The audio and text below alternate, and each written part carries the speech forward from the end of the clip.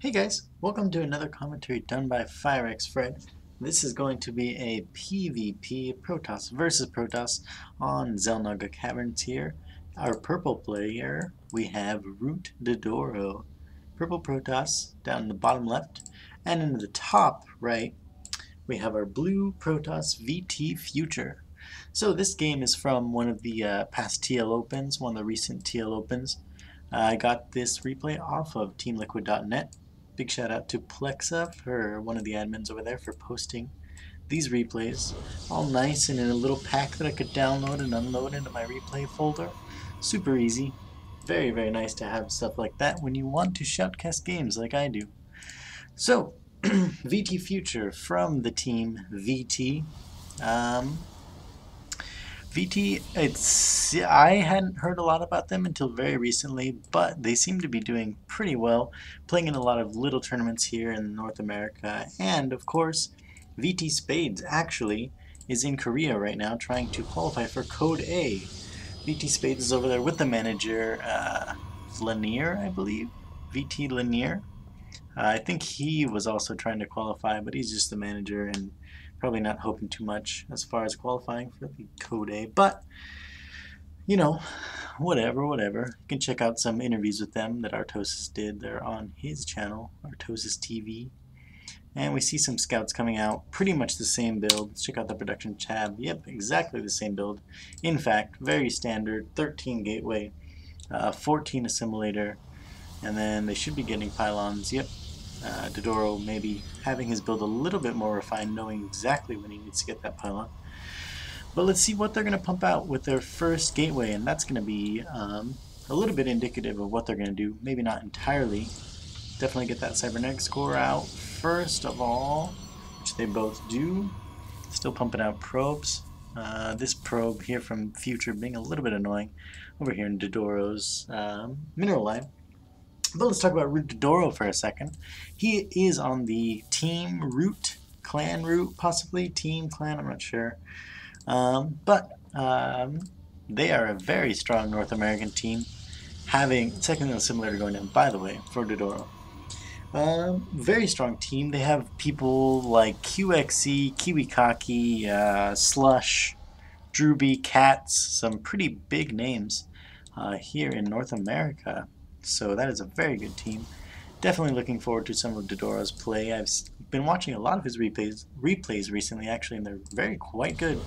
Oftentimes he has some not so standard things to do. Looks like Future has 3 gates up so far, which ROOTDdoRo does know about, and he has cut probes, which is interesting to note. He's probably going to go for a 4 warp gate, definitely. For warp gate. So we'll see what he's going to do with that. And meanwhile, only 1 gateway so far for ROOTDdoRo, so I'm getting a little bit worried for him. He does have that sentry coming out though. Going to build up some energy, be able to put some force fields off. 2 more gateways are coming down for him. So this is interesting. We can already see that Future going for the very standard PvP build, which is the 4 warp gate. He is building a couple more probes at this point. And he does have a lot of supplies, so he's going to be able to warp in units right away. I don't see any, so whoa, a little bit of a push there, but 1 Stalker is, of course, not as good as a Stalker and a Zealot put together. And I don't see any sort of proxy pylon going down or a probe going out, so I'm curious as to what Future is going to... Oh, here we go. Here's the proxy pylon. What am I thinking? Look at the mini-map, you crazy. FireXFred. And he did get that first shot off, so if he... But these reinforcements are coming in. And ROOTDdoRo's going to see those, and he's going to be scared, and he's going to want to block that. And then perfect force field right there at the bottom of the ramp. Not going to be able to see up that ramp. Actually, if you do have... Whoa, script error. Don't do that.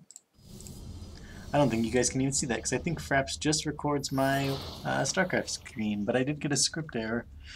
I don't know on what, probably my League of Legends download that's trying to occur and making my internet very slow.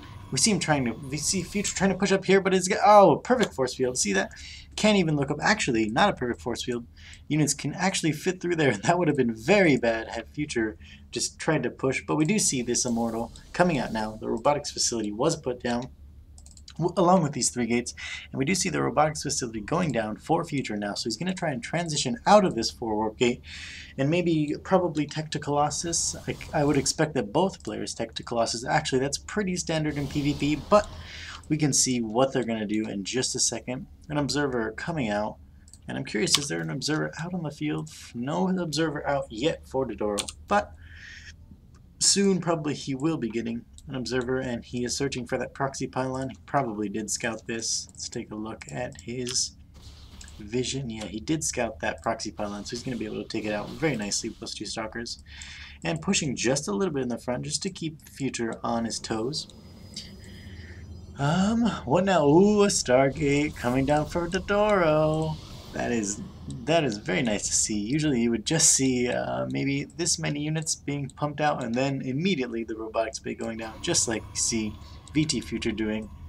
You know, got a couple of gateway units, might as well throw down a Colossus Den. That's what most PvPers tend to do. But we're going to see how effective this Stargate play comes in for ROOTDdoRo. Those Void Rays, in fact, do have more damage to massive units, aka the Colossus. So we're going to see what's going down, and Future doesn't actually see the Stargate. Wow. The observer goes right through the base, sees absolutely everything except what he wants to see. So right now he's probably thinking, oh wow, ROOTDdoRo's just going to be going Immortals and Gateway units, or possibly Expand, but he doesn't see the Expand. He sees him setting up for the Expand, which is very useful information. Meanwhile, no more units actually coming out of these gateways. A couple of zealots coming out, but a little bit supply block there, in fact, for Future. Tiny bit. Oh, there he's on supply block. And I really like this play actually coming in from ROOTDdoRo, because these Immortals are going to be able to deal very well with all these Stalkers and the Colossus that are coming out. Don't forget that Colossus are in fact armored units, so Immortals do a ridiculous 50 damage to them without even any upgrades, and I believe they get +5 per upgrade. So once you get those going, that is very, very potent. ROOTDdoRo keeping these stalkers up here. It's very nice to keep your stalkers at the Xel'Naga Watchtower, because really there's nothing that can actually catch them other than speedlings in this entire game. So I suppose Phoenixes could like come and pick one up and take a billion shots to kill them, but oh, Mutas also, but we're not playing a Zerg, so I don't know why I keep saying Zerg units. It's just silly of me. So this observer from ROOTDdoRo coming in, this expansion is completely finished, and Future hasn't even started to begin taking his expansion. ROOTDdoRo's going to see that and be very comfortable, but he's also going to know that he's going to have to start really, really pumping out units and not worrying about the probes so much, because when you have an expansion and your opponent doesn't, you can't just continue making probes and not making units, because your opponent is obviously only making units. So you really have to hope that that expansion kicks in time to be able to hold off this push.